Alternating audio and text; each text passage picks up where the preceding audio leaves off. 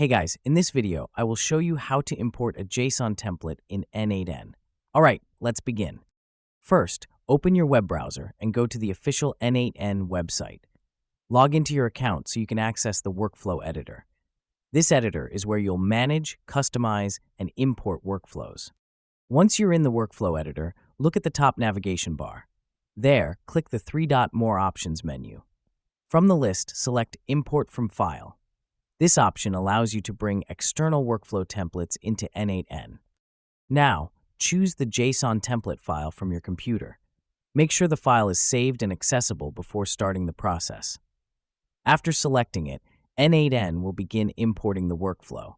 Depending on the file size and your internet connection, this may take a few moments. When the import is complete, the new workflow will appear in your editor.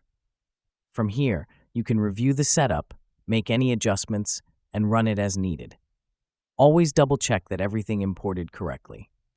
So that's basically how you can import a JSON template in N8N. That's it for this video. Thanks.